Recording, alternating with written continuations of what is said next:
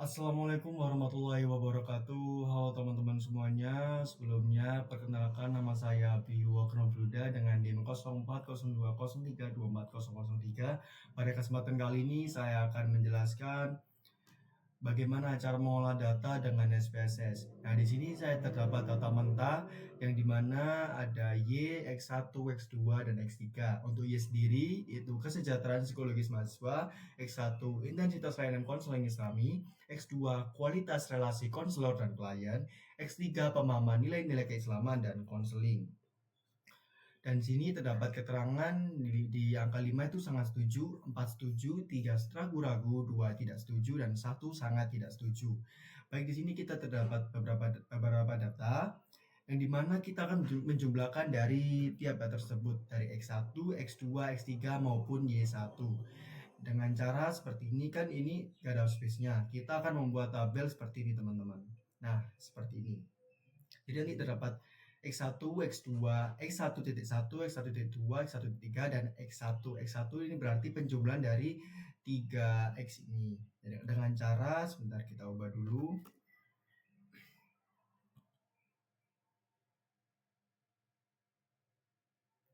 Nah, kita akan menggunakan rumus sum ya teman-teman. Sama dengan sum, buka kurung, kita akan klik X1.1-nya, kita geser ke kanan.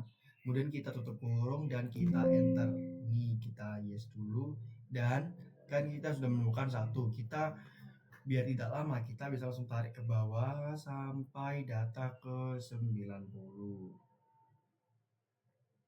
Baik, sudah. Nanti teman-teman setelah melakukan ini, menjumlahkan data, teman-teman juga bisa melakukan cara yang sama ke X2, X3, maupun Y1. Setelah kita menjumlahkan data, kita bisa langsung masuk ke SPSS, teman-teman. Nah, di sini SPSS sudah. Ini di sini terdapat data view dan variable view. Nah, kita masuk ke variable view dulu. Kita akan masukkan variabel-variabelnya, yaitu X1.1, X1.2 sampai di Y1 ya teman-teman.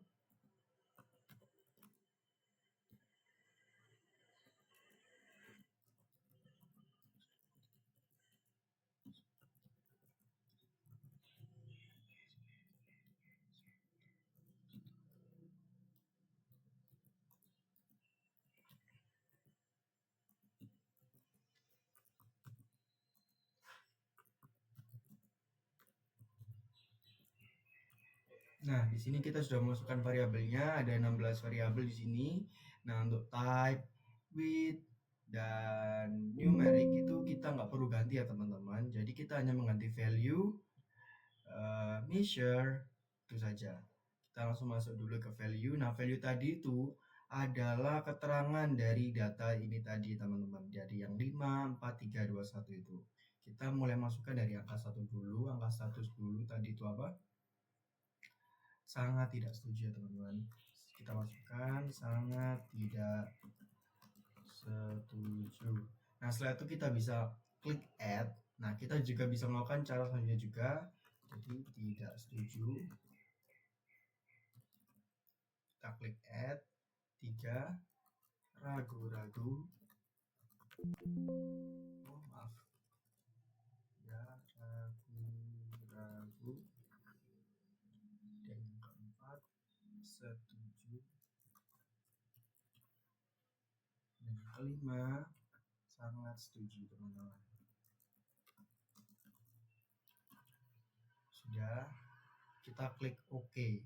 Nah, setelah itu kita bisa Ctrl C dan kita bisa memilih variabel yang sama kayak seperti ini, yang bukan penjumlahan dari variabel tersebut ya teman-teman. Jadi ini bisa kita Ctrl V.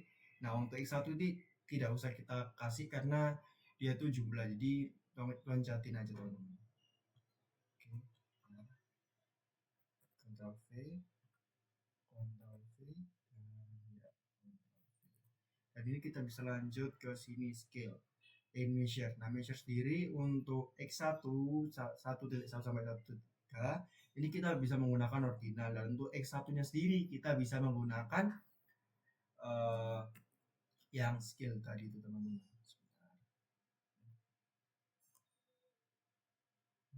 Kita bisa dulu. Sebentar ya. kita 1, 2, 3 ini bisa kita ubah scale 1, 2, 3 kita ubah scale 1, 2, 3 kita ubah ke scale dan 1, 2, 3 kita ubah ke scale. Sudah, jadi bisa kita lihat di data view ini semua berubah dari X1 sampai dengan Y1 teman-teman. Nah, setelah itu kita buka lagi Excel tadi, data mentah yang sudah kita hitung tadi, kita klik semua data itu. Jangan pastikan jangan ada satu data yang tertinggal ya teman-teman. Ini seluruh data kita klik Ctrl C, kita masuk ke sini lagi dan kita Ctrl V teman-teman. Nah, sudah nanti semua data itu akan masuk ke sini ya teman-teman. Oke, sudah. Setelah itu kita masuk ke bagian menu file, kita save as. Nah, ini teman-teman bisa terserah mau taruh di mana, di dokumen, video, mau dimanapun, dan kita kasih tulisan ini aja, tutorial. Save dulu teman-teman. Save. Nah, nanti akan keluar output seperti ini ya teman-teman. Jadi kita langsung mulai dulu. Nah, di sini kita akan mencari beberapa data ya teman-teman. Dimulai dari statistik deskriptif, uji validitas menggunakan korelasi person product moment, uji reliabilitas menggunakan Cronbach's alpha, uji asumsi klasik menggunakan normalitas probability plot dan normalitas Kolmogorov-Smirnov, uji hipotesis yang terdiri dari analisis regresi linear berganda, uji simultan F, uji koefisien determinasi, dan uji parsial T. Seperti contoh di sini teman-teman. Yang pertama kita akan mencari statistik deskriptif. Seperti contoh, bukan ini. Nah, seperti contoh seperti ini. Kita akan mencari variabel dari responden tersebut, teman-teman. Ini ada sangat setuju, setuju, ragu-ragu, tidak setuju, dan sangat tidak setuju. Langkah awal, kita bisa membuka tulisan yang ada ini, analyze ya teman-teman. Analyze. Kita bisa langsung masuk ke deskriptif statistik, masuk ke frekuensi, dan kita masukkan X1 sampai X3.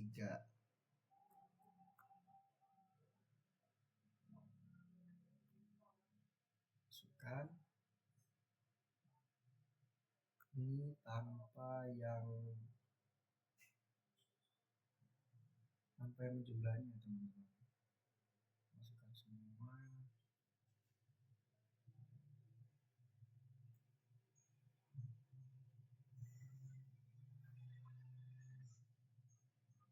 Oke, ini display frequency table. Kita lihat di sini. Nah, ini terlihat jelas teman-teman. Datanya keluar 90 ini total dari datanya. Ada X1, 3 ya, ini ada persennya juga. Ya, kita cek juga supaya nah benar. Untuk ini bisa langsung kita masukkan ke tabel ya teman-teman seperti ini. Nah, ini analisis statistik deskriptif. Jadi bisa kita lihat dari yang ini sudah output teman-teman. Nah, yang output sendiri seperti contoh yang X1.1. Nah, di sini 25. 25 ini ditulisan sangat tidak setuju.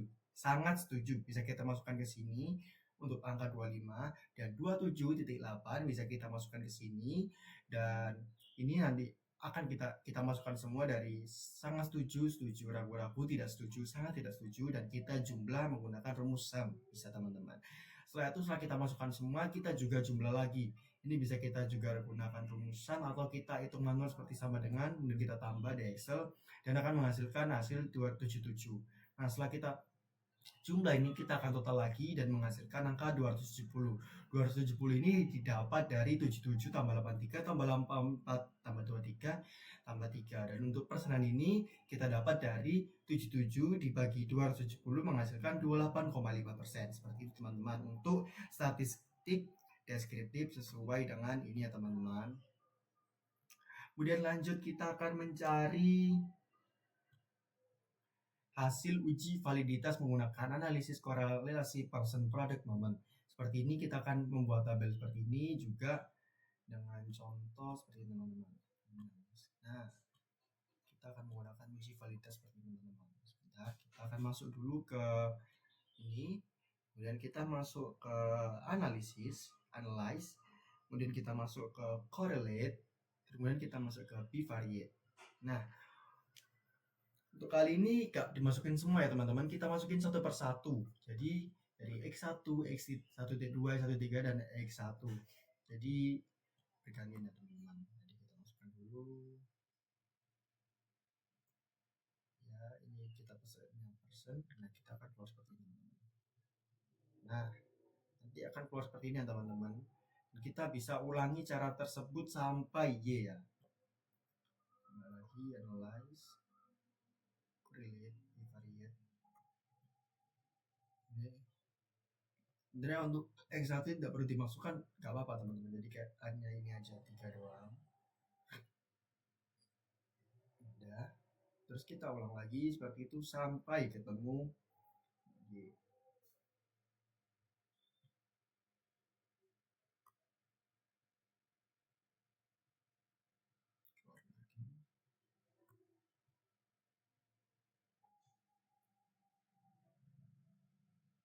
Oke. Ulang lagi yang sampai ketemu ya.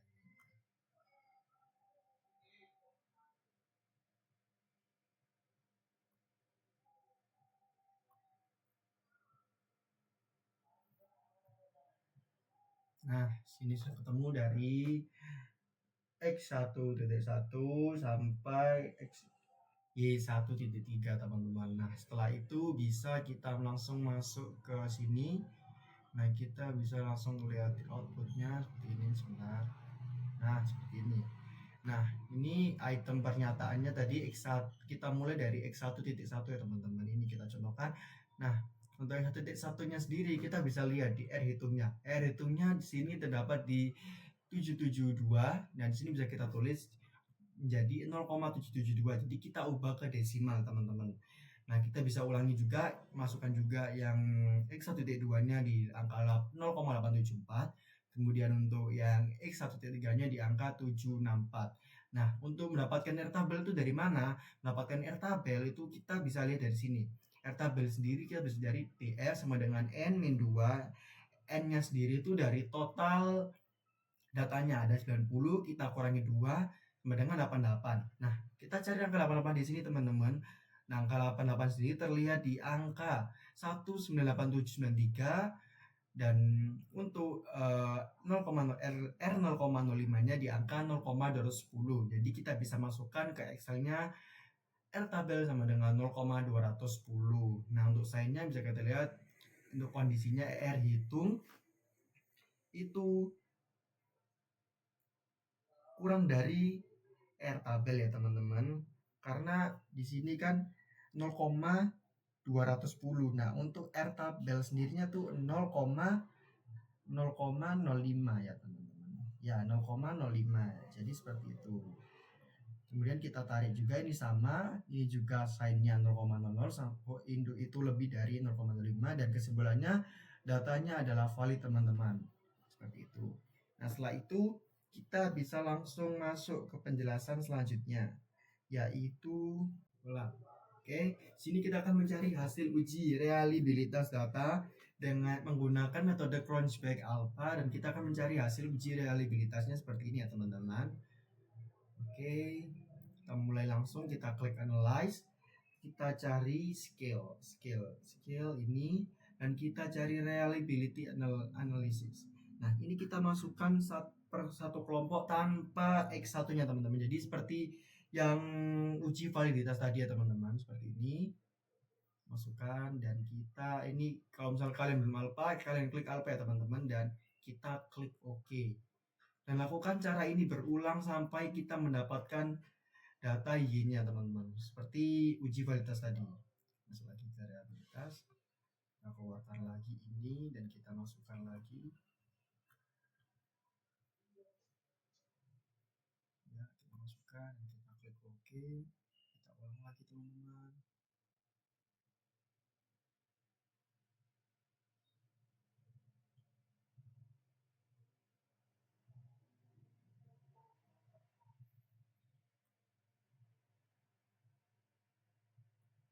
Kita klik OK. Dan yang terakhir kita akan mencari yang Y teman-teman. Scale dan kita masuk ini. Kita keluarkan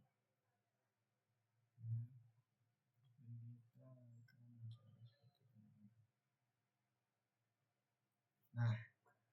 klik OK. Sudah. Ini kita sudah mendapatkan variabelnya dari X1 ya teman-teman. X1 jadi terdapat 720, X2-nya 665, untuk X3-nya dia 736 dan Y-nya 866. Nah, setelah itu kita bisa masuk ke Excel tadi seperti ini dan kita lihat uji reliabilitas. Kita bisa membuat tabel seperti ini. Terdapat variabelnya ada intensitas layanan konseling Islami, kualitas relasi dan konselor dan klien. Yang tiga, pemahaman nilai-nilai keislaman dalam konseling, dan yang keempat atau yang terakhir, kesejahteraan psikologis mahasiswa. Nah, untuk alfanya sendiri kita bisa lihat sesuai dengan yang kita temukan tadi ya teman-teman. Sini terdapat untuk X1-nya 0,720, untuk X2-nya 0,665, untuk X3-nya 736, dan yang terakhir Y-nya di 0,886, dan keterangannya semua ini reliable ya teman-teman. Oke, kita bisa lanjut ke cara yang selanjutnya. Kita akan mencari di sini yaitu uji asumsi klasik. Ada berapa, yaitu uji normalitas dan juga uji normalitas Kolmogorov-Smirnov. Kita cari yang uji normalitas probability plot. Nah, awalnya kita balik lagi ke ini SPSS, kita buka di analyze, kita masuk di regression, kita masuk ke linear. Nah, di sini kita masukkan dulu dependennya. Kita pilih yang Y itu dependent, dan plot yang independennya kita bisa pilih yang X1, X2 dan X3 teman-teman. Ini setelah itu kita bisa masuk ke plot, ini depend dulu. Nah, untuk yang belum diklik, kalian bisa klik yang normal probability plot. Kalian bisa klik OK teman-teman. Ini. Oke, sudah bisa lihat. Nah, ini keluar. Ini ada variabelnya, kemudian ada model summary-nya, ANOVA, koefisien residual statistik, dan juga charge-nya ini. Bisa kita lihat charge-nya ini normal ya teman-teman. Ini di sini terus tiba-tiba lurus karena mengikuti variabelnya. Oke. Setelah itu kita bisa langsung masuk ke ini teman-teman. Nah, setelah kita mendapatkan chartnya, kita bisa langsung Ctrl C chart tadi seperti ini, Ctrl C, kemudian kita bisa salin ke sini teman-teman. Nah, nanti akan tampilannya seperti ini, dan bisa kita lihat terhitung normal ya, sesuai dengan grafiknya ini. Selanjutnya kita akan mencari yang uji asumsi klasik menggunakan Kolmogorov-Smirnov. Nah, untuk Kolmogorov-Smirnov ini sama, tapi kita bedanya di sini teman-teman. Kita masuk dulu ke analyze, kita masuk ke regression, linear. Nah, bedanya di sini. Jadi kan kita pencet yang plot, tapi yang sekarang kita pencet yang statistik. Maaf, yang save. Kita klik residual, klik yang unstandardized, terus kita bisa klik continue, dan kita bisa klik OK teman-teman. Nah, nanti akan keluar seperti ini. Nah, ini untuk chart yang terbarunya. Nah, tapi itu belum selesai teman-teman. Kita bisa kembali lagi ke analyze. Kita bisa masuk ke non-parametric. Non-parametric. Nah, ini non-parametric kita bisa masuk ke legacy dialog. Kemudian kita masuk ke one sample ini KS. Nah, setelah kita masuk, kita bisa langsung pilih yang unstandardized residual, kita klik dan kita klik OK ya teman-teman.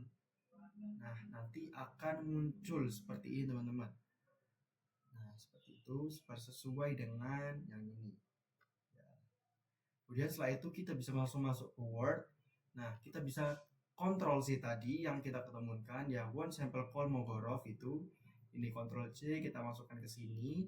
Nah, di sini terlihat kita menemukan sampelnya itu di angka 0,48, yang dimana distribusinya itu tidak normal ya teman-teman, karena nilainya itu tepat di bawah 0,05, yakni 0,048 sesuai dengan ini ya.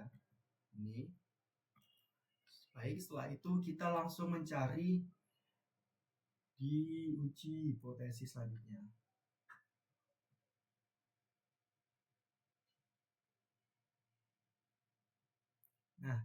kita akan mencari uji hipotesis analisis regresi linear berganda.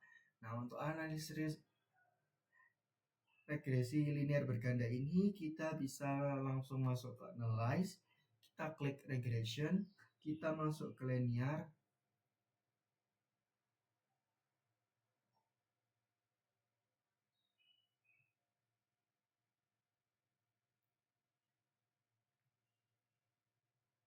Nah, ini kita bisa lihat di sini terdapat koefisien ya teman-teman. Bisa kita lihat dengan jelas. Bentar, saya lagi. Nah, ini koefisiennya itu terdapat di angka konstannya 3,869, 1 2,78, D-nya 3, tabelnya 3,027 dan signya 0,03. Di sini kita bisa menggunakan rumus seperti ini teman-teman. Analisis regresi linear berganda dengan rumus Y sama dengan A plus B1 X1 plus B2 X2 plus B3 X3 plus B4 X4. Setelah itu kita bisa menggunakan rumus ini dan kita bisa masukkan ke Word dengan contoh. Sebentar, kita bagi dengan seperti saja. Nah, ini kita lihat Y sama dengan A.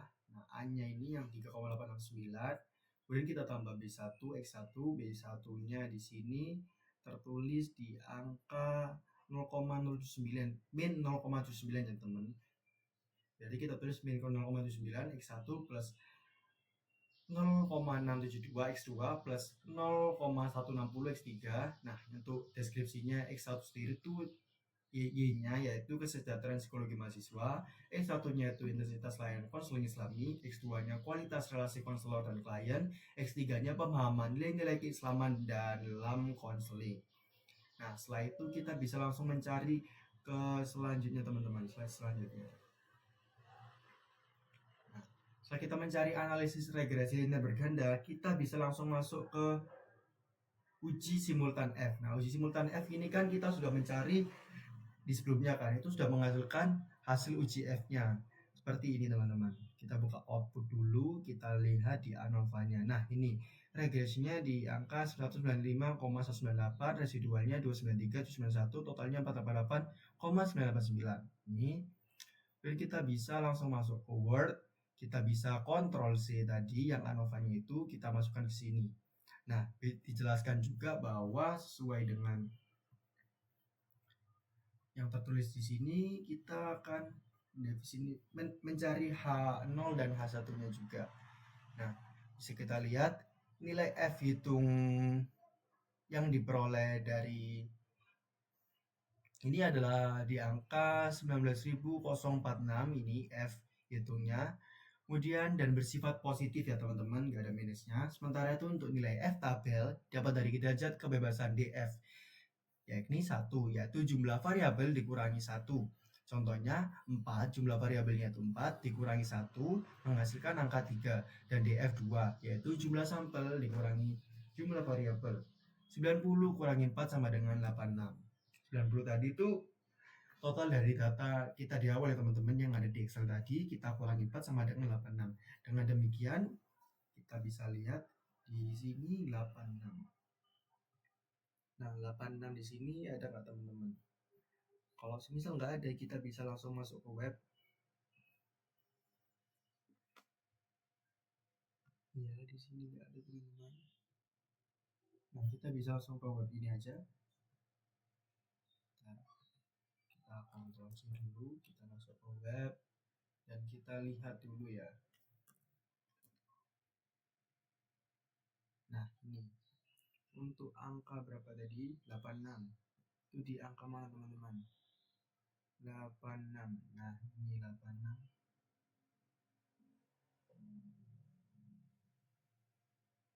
Nah, 86 ini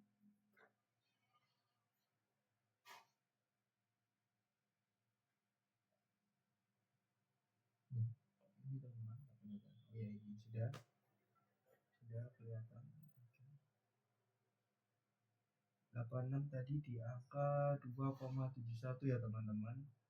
Ini 2,1 86 2,1 di ya ini yang 3 berarti benar, berarti 86 di angka 2,1. Nah, untuk kesimpulannya di sini bisa dilihat sesuai dengan ini, HO-nya itu tidak dijelaskan tidak dapat pengaruh intensitas layanan konseling, kualitas relasi konselor dan klien, serta pemahaman nilai-nilai keislaman dalam konseling terhadap kesejahteraan psikologis mahasiswa. Kemudian untuk H1-nya terdapat pengaruh intensitas layanan konseling, kualitas relasi konselor dan klien, serta pemahaman nilai-nilai keislaman dan dalam konseling terhadap kesejahteraan psikologis mahasiswa. Jadi saya simpulkan bahwa untuk H0-nya tidak terdapat dan H1-nya terdapat. Nah, selanjutnya kita akan mencari uji koefisien determinasi, teman-teman. Contoh ini uji koefisien determinasi. Nah, untuk uji koefisien determinasi R, kita akan mencari tabel yang kita temukan di SPSS, yaitu model summary ini. Kemudian kita juga akan menganalisis koefisien determinasi R2-nya itu, teman-teman. Kita buka dulu di outputnya, kita cari yang model summary, kita dapatkan ini di angka 632. Kita bisa masuk, kita bisa langsung Ctrl C ya teman-teman, seperti biasa. Kita masukkan di sini dan kita analisis.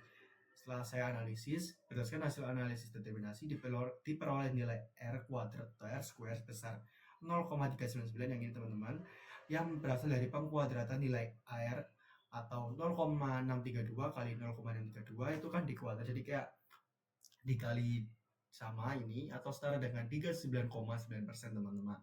Angka ini mengindikasikan bahwa intensitas layanan konseling, kualitas hubungan antara konselor dan klien, serta pemahaman terhadap nilai-nilai keislaman dalam konseling memberikan kontribusi sebesar 39,9% terhadap kesejahteraan psikologis mahasiswa. Artinya, variabel independen dalam penilaian ini mampu menjelaskan 39,9% variasi pada variabel dependen. Sementara itu, sisanya sebesar 60,1% dipengaruhi oleh faktor-faktor lain yang tidak dibahas dalam penilaian ini. Dijelaskan, jadi 60,1 ini kita dapat dari 100 dikurangi 100 kurangi 39,9 yang menghasilkan 60,1%, teman-teman, seperti itu. Kita lanjut ke yang terakhir, yaitu uji T parsial. Nah, uji T parsial sendiri digunakan dalam model regresi penjualan parsial atau secara keseluruhan dari pegawai. Nah, ini kita bisa lihat di output, nanti kita mencari koefisiennya, lalu kita menyimpulkan hipotesis yang diterima, lalu kita bisa mencari menarik kesimpulan untuk hipotesis yang kita temukan, teman-teman, entah itu diterima ataupun ditolak. Baik, kita langsung saja masuk ke output dan juga word ya, teman-teman. Nah, di sini kita bisa cari koefisien. Nah, untuk koefisiennya ini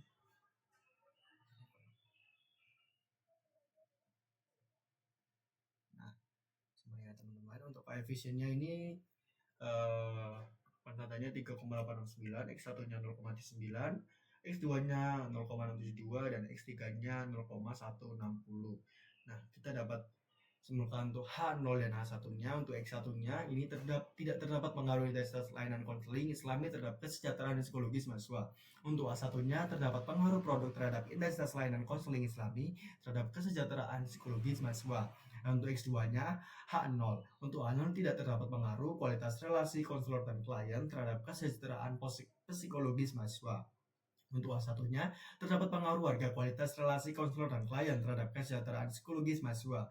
Untuk H0-nya tidak terdapat, ini H0 yang X3 ya, tidak terdapat pengaruh pemahaman nilai-nilai keislaman dalam konseling terhadap kesejahteraan psikologis mahasiswa.